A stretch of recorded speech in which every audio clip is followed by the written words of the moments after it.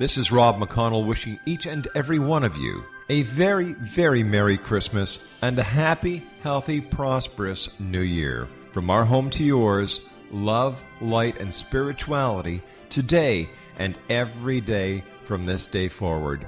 Merry Christmas, everyone.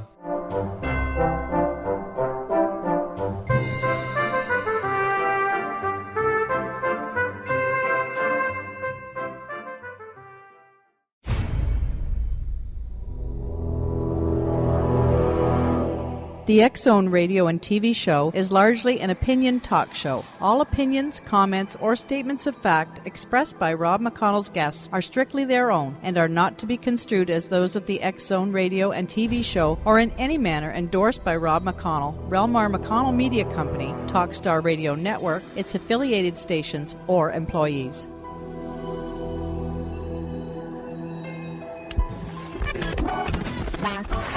All Hit Radio.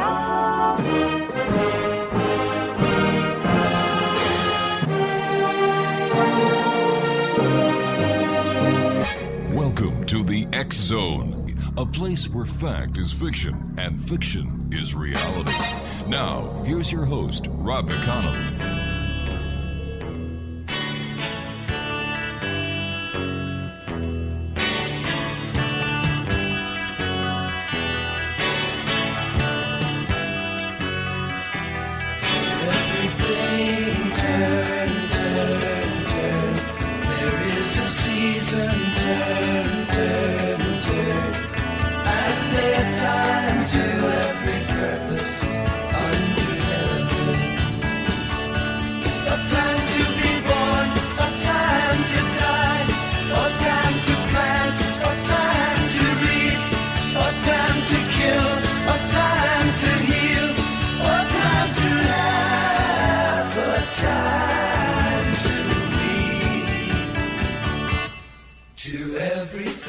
And welcome back to the X-Zone, everyone. 1-800-610-7035, toll-free worldwide. My email address is xzone@xzoneradiotv.com. On MSN Messenger, xzoneradiotv@hotmail.com. And our website, www.xzoneradiotv.com. Don't forget, we're going to be soon broadcasting radio and television live from the new broadcast center of NNTV in Niagara Falls, Ontario, Canada. And as we get closer to that kickoff date, I shall let you, the members of the X-Zone, know, because we're so thrilled and excited about this. It's the next step in the evolution of our show, and I'd like to thank Peter Heyman, who is the CEO of NNTV, for the opportunity of being part of their daily broadcast schedule. My guest this hour is no stranger to the X-Zone. He's a good friend of the X-Zone. Steve Alten is our guest this hour, and Steve has a brand new book coming out on the 10th day of 2010. The title of the book is Grim Reaper, End of Days, and it's being hailed as an epic must-read, X-Zone Nation. Steve has earned his bachelor's degree from Penn State University, his master's from the University of Delaware, his doctorate from Temple University. He is the author of 10 published novels, including 4 New York Times bestsellers and 2 international bestsellers, with 3 of his series optioned as major motion pictures. Joining me now is Steve Alten, the author of Grim Reaper, End of Days. And welcome back, Steve. Nice having you with us back here in the X-Zone. I feel great being back, Rob. Thanks for having me. Congratulations on number 10, Steve. Tell us, what's the Grim Reaper about, and who is the Grim Reaper? Well, Rob, tell me if this sounds familiar. Greed runs amok, dividing society into the haves and have-nots. Political corruption fuels distrust among the masses. Immorality festers in the Catholic Church. Hatred becomes a tool of false prophets, justifying acts of violence against minorities and immigrants. Well, this is how Europe was exactly 666 years ago, just before the Black Plague wiped out over half the population of the world. And death was everywhere. And from this death came sightings of the Grim Reaper, the Dance of the Macabre. This was all the origins of the Grim Reaper. Well, the Grim Reaper End of Days takes place in the year 2012, only about 2 years from now. Mm-hmm. And a man-made version of the Black Plague is unleashed into the city of Manhattan by Mary Clipote, who is a biologist working at Fort Detrick, Maryland. Fort Detrick, Maryland, as some of you may know, is doing some pretty nasty things with biologicals in their level 4 labs, and these biologicals have the capacity to really wipe out humanity. And Mary Clipote unleashes one in Manhattan, believing this is the start of the end of days. And the book is actually follows parallel events to that of Dante's Inferno, which is a classic that was written just prior to the Black Plague striking Europe. Steve, you and I have to take a commercial break. We'll be back in 2 minutes. And when we come back, we're going to be talking to Steve more about Grim Reaper, End of Days. Now, if you'd like to find out more about Steve and the great books that he's written, 10 of them all told. And as I said, 4 are New York Times bestsellers and 2 are international bestsellers, and 3 of his books have had the series optioned as major motion pictures. Steve Alten is my guest of this hour, www.stevealten.com. That's www.stevealten.com. This is the X Zone. My name is Rob McConnell. We're coming to you from our studios in Hamilton, Ontario, Canada, on the Talkstar Radio Network, X Zone Broadcast Network, UK High Definition Radio, Euro High Definition Radio, Star Cable, X Zone TV, and soon on NNTV. 1-800-610-7035 is our toll-free number. Email xzone@xzoneradiotv.com. On MSN Messenger, xzoneradiotv@hotmail.com. And our website, www.xzoneradiotv.com. Steve Alten is my guest this hour. Once again, his website, stevealten.com. We'll be back in 2 minutes. Don't go away.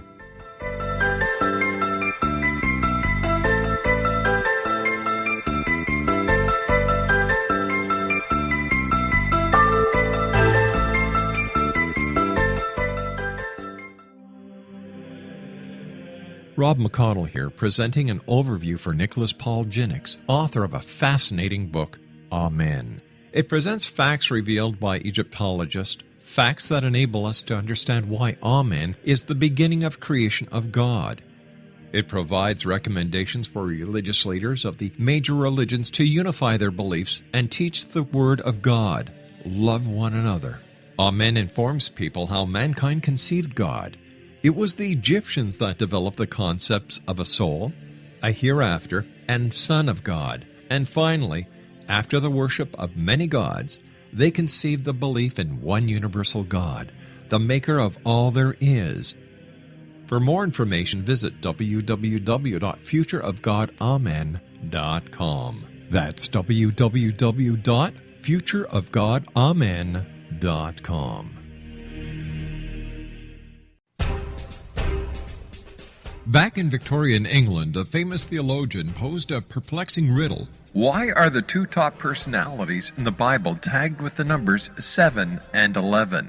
Academics agree the answer is found in the stunning discovery of a hitherto secret Bible structure explained in a new book called The Genesis Grid. The discovery is so simple that preschool children could illustrate it. Certain claims are hugely controversial and may offend some, but at the X Zone, we've studied this awesome new book and agree with one expert, and I quote, "These discoveries appear to be beyond coincidence." So who or what hid this wonderful pattern in the Bible, and what might they do next? Find out more, X Zone Nation, and read reviews on www.genesisgrid.co.uk. That's www.genesisgrid.co.uk. Bring the wind to carry me over, lead me home to my town. Tell me when that breeze is blowing, taking me home to my town.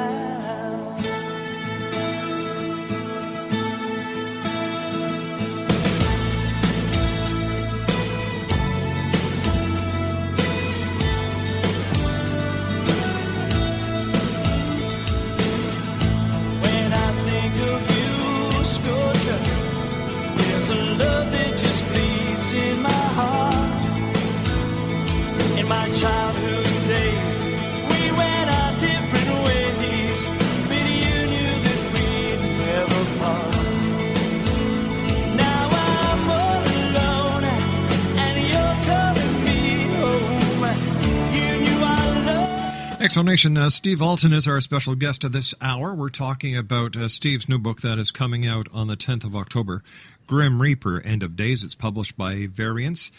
And Steve's website is www.stevealten.com. Steve, where did your inspiration for Grim Reaper come from? Was it because of the end-of-time prophecies, or was it just the general state of the world that something's got to give?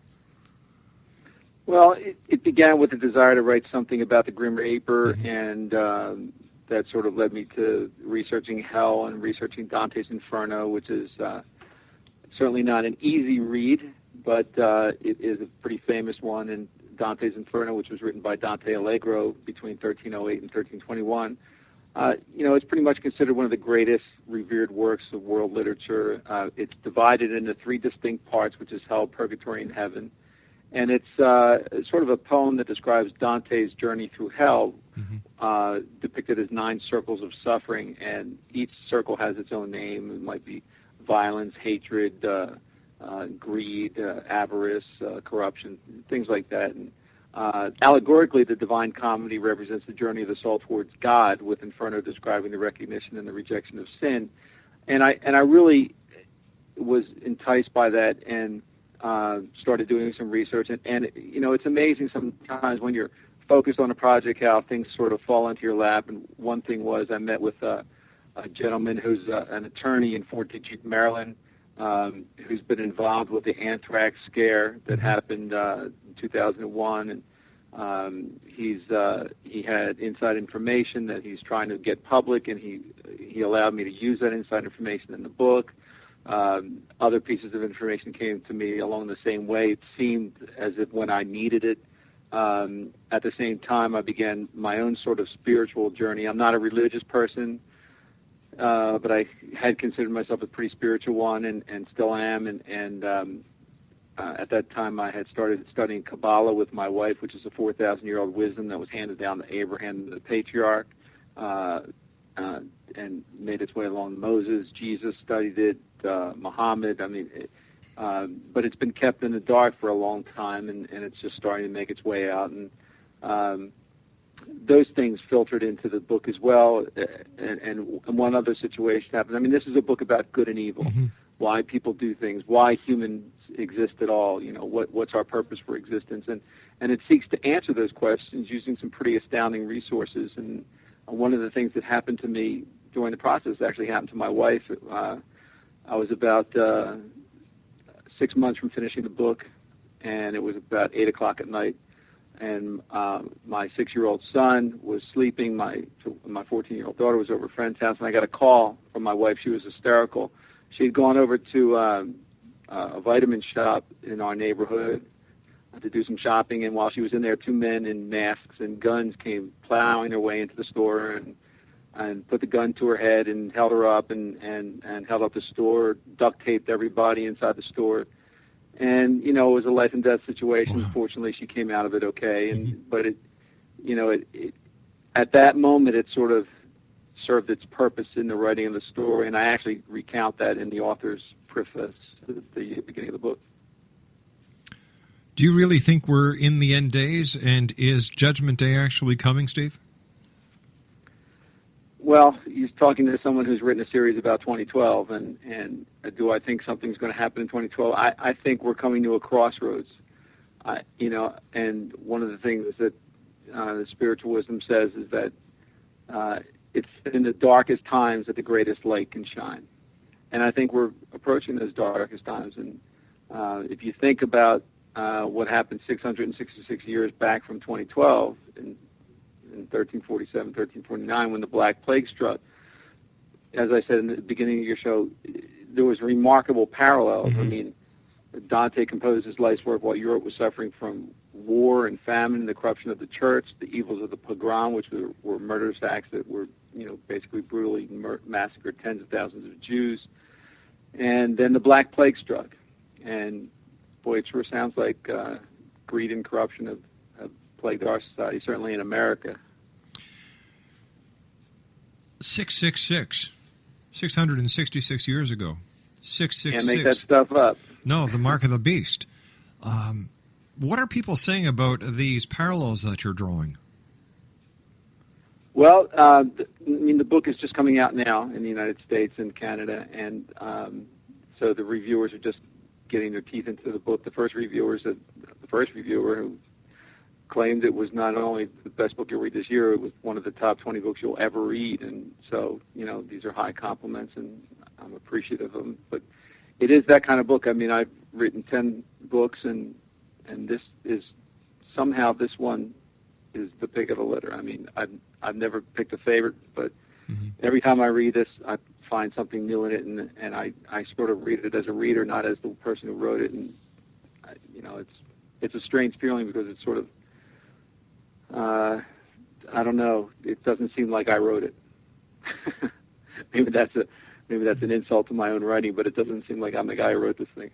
There's a lot of people who are taking the end day scenario as another Y2K. The end of the Mayan calendar is going to be no more than another Y2K was. Based on your spiritual beliefs, as well as the research that you've done in your book, For the Grim Reaper, End of Days, how far off do you think that those people who believe that there's a connection with the end of time, the end of the Mayan calendar, the galactic alignment, are they on the mark? Well, I think there's truth within the myth, as in all things. I think with Kabbalah, Kabbalah teaches that what we're living now in this physical dimension called the Malchut, it's just 1% of existence. That the 99% is the real reality, and that life is just a test. It's a test to prove our worthiness in the, for lack of a better word, the afterlife, the light of God, the light of creation. And while we're here, we can get the things that we want in life. It's just based upon how we act, and we are all equal people. We all have a soul, which is a spark of the Creator, and we're all supposed to treat each other like brothers. And of course, we don't do that. And when we die, it's time to pay the price. Let me ask you a hypothetical question. What do you believe, Steve Alten believe, happens when we die? Well, if you had asked me this 4 years ago, I would have given you a different answer. But by asking me now, and having been studying this for 3 years, and I'm just a student, I'm not a teacher, I'm not an expert, I'm just another student. I think the answers are pretty profound, and I do believe that we are supposed to treat each other a certain way, and I do believe that life is a test, and that the soul is immortal, and the bonds that hold us to this existence, our physical bonds, are just temporary, and there's a purpose there, and I don't want to turn off your readers or your listeners by going into a whole set of Kabbalah things and things like that, but there is a lot more out there than what we're seeing, and we can deny it or we can accept it, and we can try to move forward and live better lives. I think when it comes to this lifetime, Steve, we're all students. We always learn. Life itself is a learning example, a learning curve that we have to go through. After all, the second that we're conceived is the second we start to die. Our beginning is our end. Yeah, and that's a philosophical way of looking at it. I suppose it's a little bit morbid, but there's more to it than that. I mean, what fascinated me as both a person seeking answers and an author tapping into a new source of wisdom was that for the first time I was reading about things that had to do with existence before the Big Bang. And that astounded me. And it was so simple to understand that you sort of knew that there was the truth in it. Why the Big Bang? And for an ancient wisdom that's 4,000 years old and has only been written down for 2,000 years, it's a pretty amazing thing. It certainly is. It certainly is to know what happened before the Big Bang. What was there? what you have to realize is that the Old Testament, the Torah, is actually, there's different ways you can read it. You can read it on its literal sense, on its surface sense, but within the words, within the Aramaic words of the original Old Testament, is encoded an ancient wisdom. And it wasn't until about 2,000 years ago that that ancient wisdom was written down, decoded and written down. And that's what the study of Kabbalah is today. It's the decoding of the Torah. It's the understanding that these stories, which seem a little wacky sometimes, were just covering up the hidden meaning of what this existence is really about. And so, and there's a book called the Zohar, which is the actual decoding of the Torah, and that in itself, speaks of black holes and alternate dimensions and the Big Bang and atomic structure and so many things that not only rival the science of today but surpass it. And it's just an amazing study, and I filtered a lot of that in Grim Reaper End of Days. Stand by, Steve. You and I have to take our news break at the bottom of the hour. Fascinating gentleman. Steve Alten is our guest this hour. His new book, Grim Reaper, The End of Days, is going to be released on October the 10th. His website, www.stevealten.com, SteveAlten.com. We'll be back on the other side of this commercial break in the news. My name is Rob McConnell. Don't go away.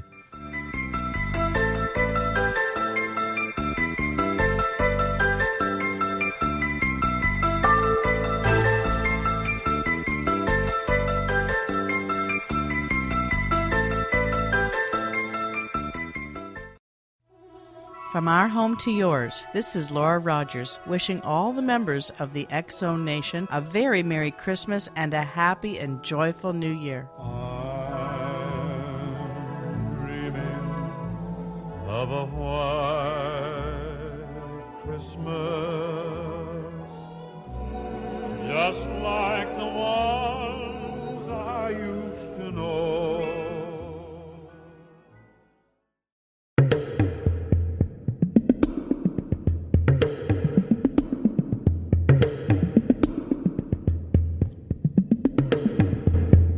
A witch doctor's power and his ancient tribal ways cruelly collide with the force and authority of modern Africa. Africa is viewed through myriad eyes. You will never forget these characters. A young girl forced to endure a painful, cruel, and antiquated tribal custom. The sole survivor of a vicious tribal massacre.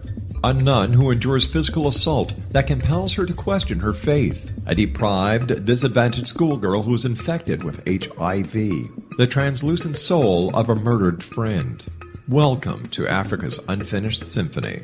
While the tale of South Africa in the wake of World War II is riveting, violent, and cruel, it is also brimming with stories of kindness, compassion, and courage. Africa's Unfinished Symphony highlights commanding characters who not only bring haunting racial clashes to life, but also convey the intense conflicts that existed between archaic customs and modern influences. You will be captivated as you follow the convoluted path of Farida, of the ancients battling to become Bertha of the modern world. But are the outcomes of her struggle the best results for her and her beloved Africa? Africa's Unfinished Symphony will immerse you in historic African themes that will jolt you out of complacency and into compassion. For more information on how you can get your very own copy of Africa's Unfinished Symphony, visit www.luciamann.com. That's www.luciamann.com.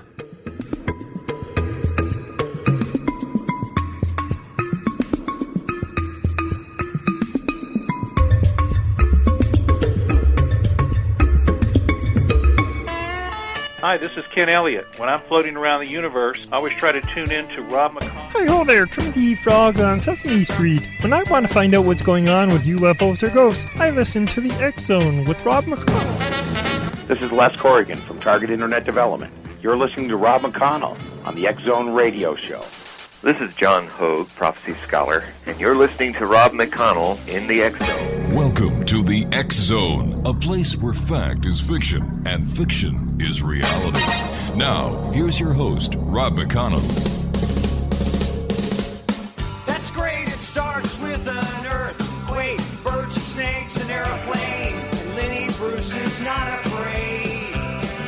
I have a hurricane, listen to yourself, churn world serves its own needs, dummy serve your own needs, beat it up an ox, speed, grunt, no strength, the ladder starts to clatter with fear, bite down, high wire in a fire, represented 7 games in a government for hire in a combat site, left to us and coming in a hurry with the furies breathing down your neck. Team by team reporters babble Trump, tether crop, look at that, no plane, fine, then, overflow, population comment, proof what it'll do, save yourself, serve yourself, world serves its own needs, listen to your heartbeat, dummy with the rapture and the reverend and the right, you patriotic, slam, fight, right, my feeling, pretty sight, it's the end of the world as we know it, it's the end of the world as we know it, it's the end of the world as we know it, and I feel fine. Exonation, Steve Alten is our special guest. We're talking about Steve's new book that comes out on the 10th of October, Grim Reaper, End of Days, and it's published by Variance Publishing. His website is www.stevealten.com, and Steve is the author of 10 published novels, including 4 New York Times bestsellers and 2 international bestsellers, with 3 of his series optioned as major motion pictures. Once again, www.stevealten.com. Steve, why do you think so many people are getting into this end of the Mayan calendar, and all the hype around it?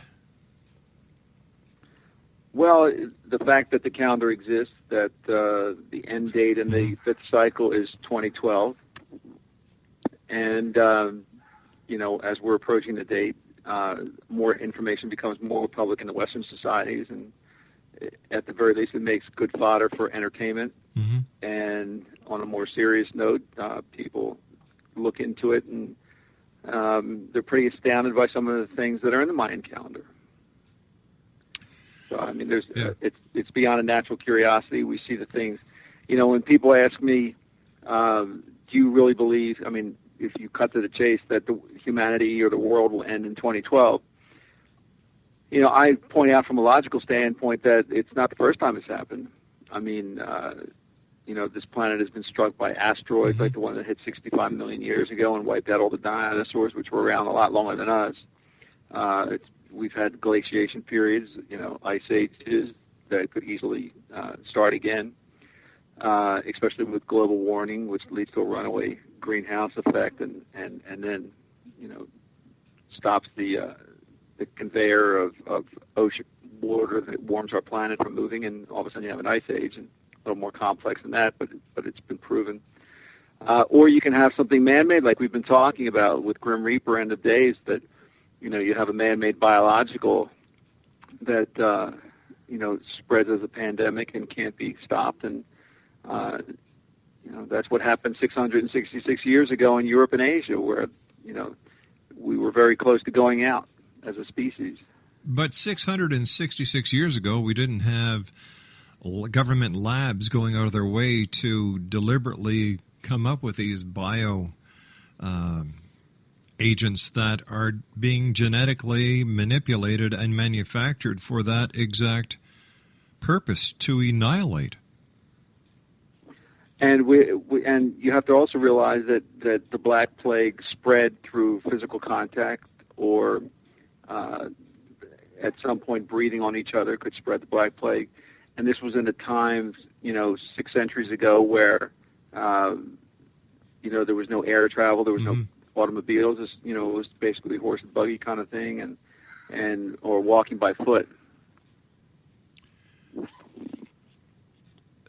It's must be a concern to Homeland Security when it comes to protecting the United States against bioterrorism.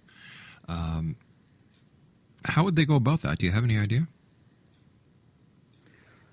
Well, it's a good question, and the first part of Grim Reaper goes into that, because you have a situation where you actually have to isolate an entire population on the island of Manhattan, and for the purpose of plotting, Manhattan being an island, although it's got so many people on it, technically can be shut down. And after 9/11 happened, they worked on doing those things rather quickly.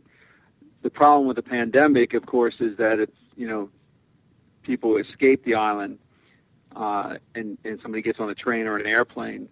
Within 24 hours, you've spread a highly infectious plague to the four winds, and so it is a very dangerous situation. But when we look back in time, Steve, and we talk about H1N1, do you think that H1N1 was a naturally occurring disease, or is it possible that H1N1 was actually a manufactured disease that was let out into the public as a test for something that could be on its way? I think there are certainly people that believe the latter, that it was a test, that if nothing else, a lot of pharmaceutical companies made a lot of money almost overnight. There's a lot of suspicious things, and there's some actual quotes in Grim Reaper that discuss those things, that some of these labs, the security on these labs were almost non-existent, that you've got biologists who are genetically manipulating these viruses, and to what ends? Why, they tell us, well, in case there's an outbreak, we need to know how to handle it. Yeah, but you're creating the virus. These are not naturally occurring substances, some of these things. So, when you're manipulating the virus and you're changing its DNA, you're not doing anybody any good. Now, why would they want to do something like that is another matter, and that it plays up in Grim Reaper End of Days as well with Iran. It's the United States is, Americans are tired of war after 10 years of war, and we don't have the army, the military that's necessary to invade another country the size of Iran. So you just drop leaflets with some biologicals on it, and you basically wipe out, a vast population of Iranians. Well, sure, you wipe out a vast number of Iranians, but what about the members of the military that are actually handling these pamphlets with the biologicals? And wouldn't these biologicals spread after the death of the Iranians or whatever other country that these biologicals would be, dropped on? How would they contain them within a specific? You just described the wet dream of every military-industrial person in the world, because warfare is extremely profitable.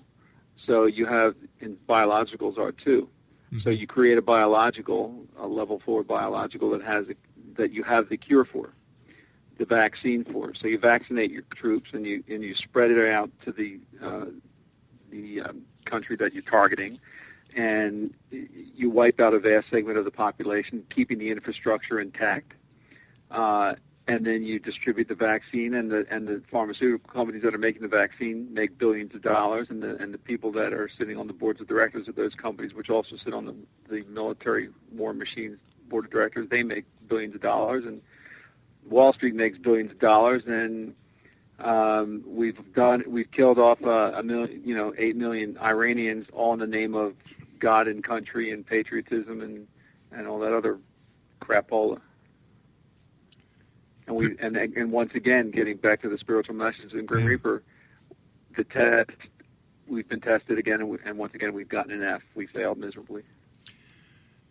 Where does karma? Karma plays a major role in everything. I believe in karma, Steve. And if this happens, aren't we going to get bit in the butt ourselves by karma? What goes around comes around, and paybacks are, they're not very pleasant. Oh, well, that's the ultimate justice. It's not the justice that we have in tribunal courts. It's justice that happens after you die. And, if you don't get it right in this lifetime, you got to come back in another lifetime. But more importantly, you're paying for the transgressions and the lack of transformation in this lifetime. And for some people, that's going to be a very painful process. I have to ask you this, Steve, because, this is still boggling me. How many other people have come up with the connection that exactly 666 years ago, the Black Death struck humanity?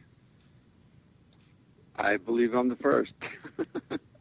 I haven't read that anywhere. And Neither have I. It was one of those things where I was trying to set the date of the book, and I've written a series about 2012 before, and just doing the math, and when I did the math the first time, my jaw sort of dropped, and like, wow, that's pretty intense. That's more than a coincidence. Well, let's hope not, but it certainly helps add some passion to the book. I was telling you off air that yesterday morning I watched a special on History Channel talking about the Spanish flu that hit North America going back to 1918, and how they're expecting another pandemic. And during that flu of 1918, thousands upon thousands upon thousands of people died.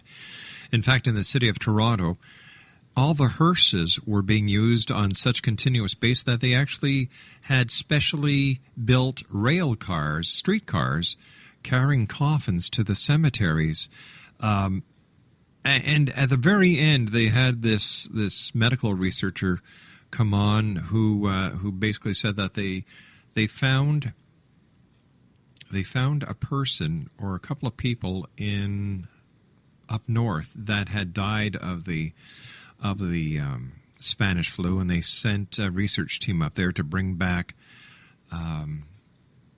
samples of their body that they could actually work on the cause as well as the cure. And they said that if it's not a matter of if, it's a matter of when it strikes again.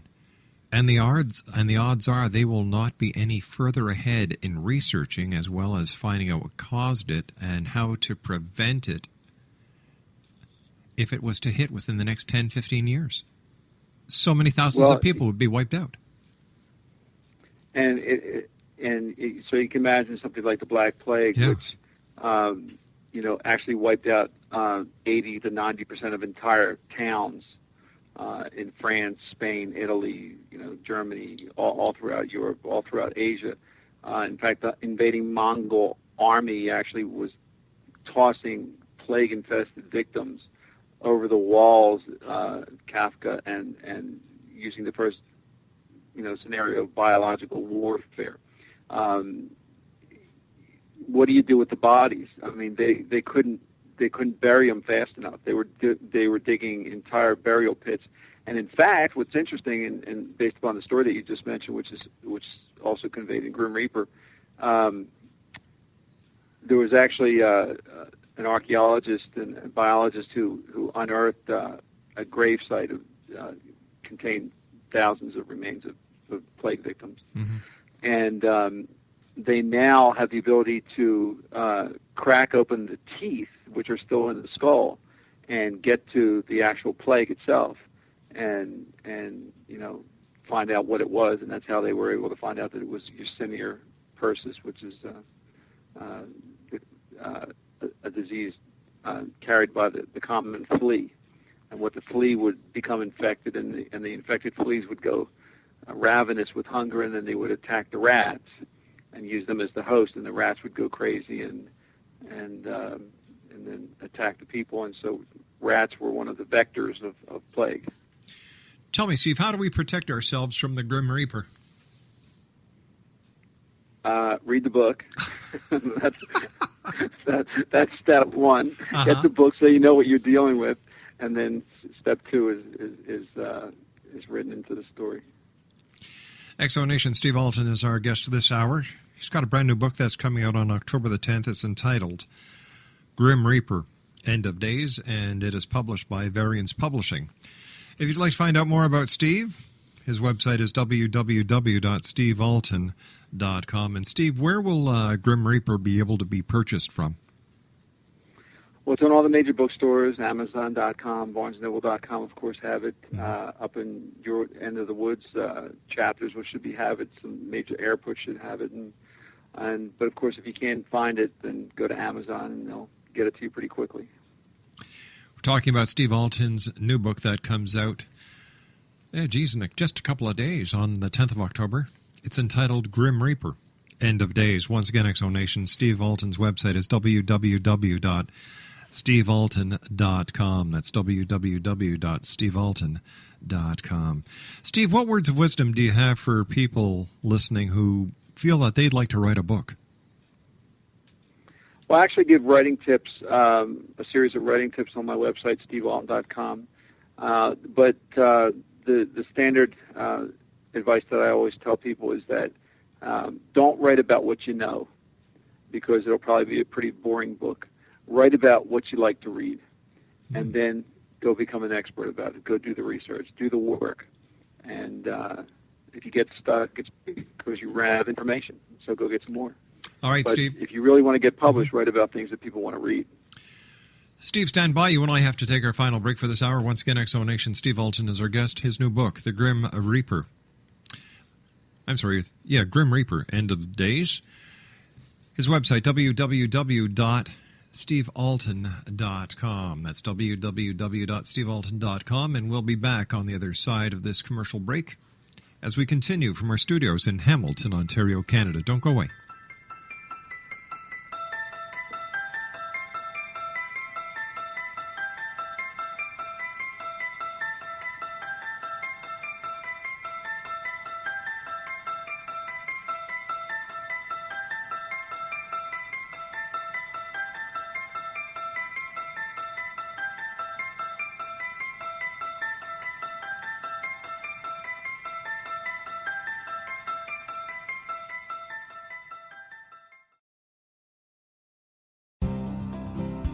I'm William S. Peckham. If you enjoy a good mystery with a touch of the paranormal, then you'll love my novel, From Out of the Woodwork. It's the story of a young Toronto contractor, Sean Kennedy, who buys derelict homes, guts them, and turns them into multifamily dwellings. Slums just waiting to happen. When Sean buys 29 Livery Lane, the house fights back. Former owners unexpectedly come out of the woodwork as he starts the destruction. The apparitions come to him when he touches old books, reads hidden letters, rummages through old boxes, finds a locket, or reads a discovered manuscript of a murder mystery. From Out of the Woodwork will take you from 1899 to the horror of the World Trade Center, September 11, 2001. Check out From Out of the Woodwork on my website, www.williamspeckham.com.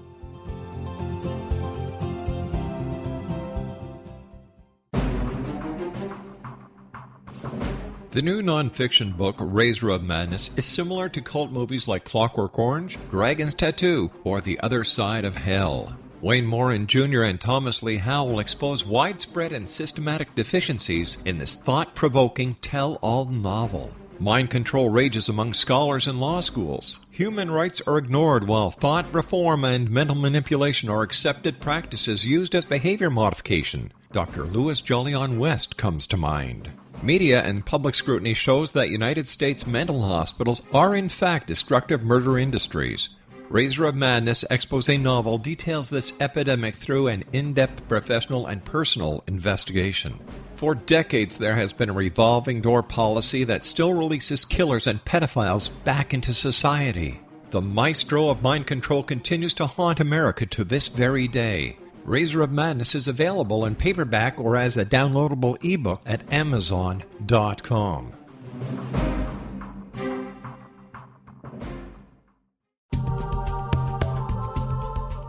If you enjoy reading a good mystery with a touch of the paranormal, then you'll love From Out of the Woodwork by William S. Peckham. Sean Kennedy, a Toronto contractor, buys derelict houses, guts them, and turns them into multifamily dwellings. When Sean buys 29 Livery Lane, a century house in ruins, and starts the renovation, the house fights back. He is visited by ghosts of owners past. His visions are triggered by touching an oak mantle, reading a faded letter, opening an old locket, or opening a brand new casket in the basement. These visions will take you on a trip across southern Ontario from Niagara Falls to Toronto to Kingston. From Out of the Woodwork is now available in paperback and on your favorite electronic reader. To order your copy of From Out of the Woodwork, go to www.williamspeckham.com. That's www.williamspeckham.com.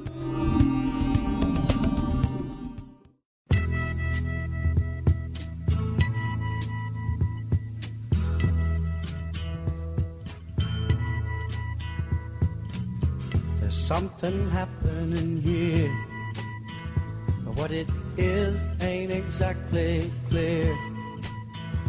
There's a man with a gun over there, telling me I got to beware. I think it's time we stop, children. What's that sound? Everybody look what's going down.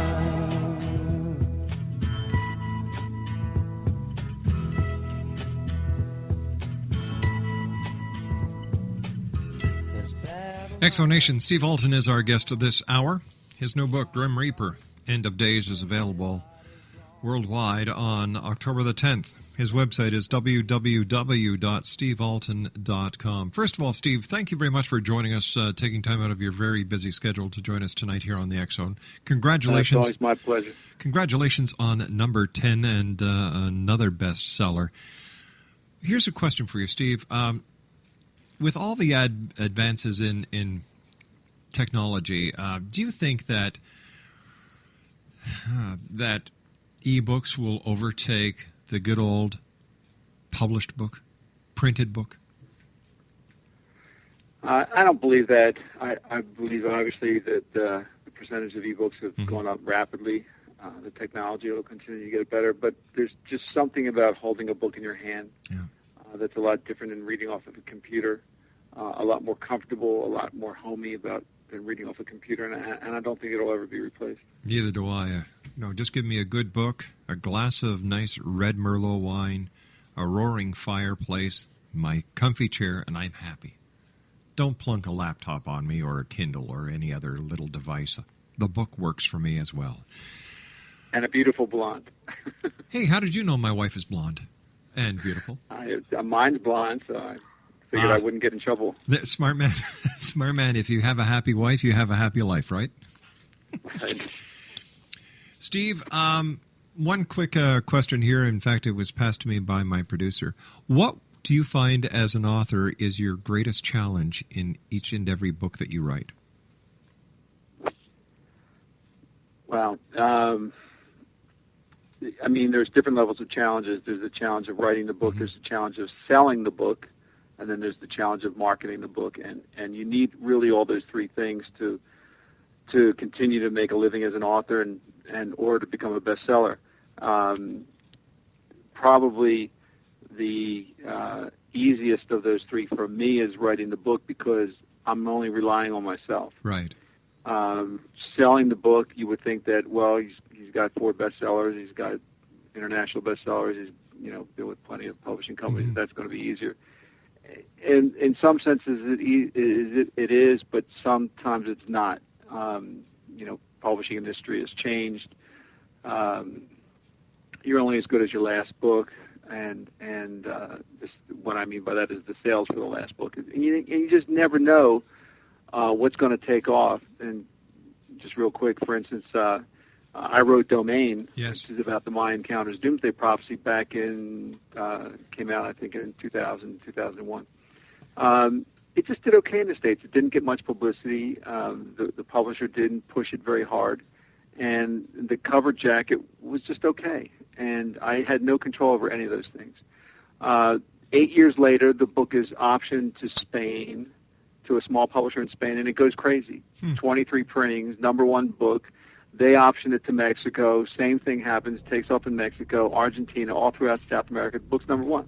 Well, I've got a good feeling, Steve, that this book, Grim Reaper, is going to be another major seller for you. And I want to congratulate you and thank you very much for joining us tonight here in the X-Zone, Steve. Always a great pleasure. My pleasure. Take care, Steve. Exonation, Steve Alten has been my special guest. www.stevealten.com. I'll be back on the other side of this commercial break with the news at 6.5 minutes past as we continue here in the X-Zone with yours truly, Rob McConnell. Don't go away.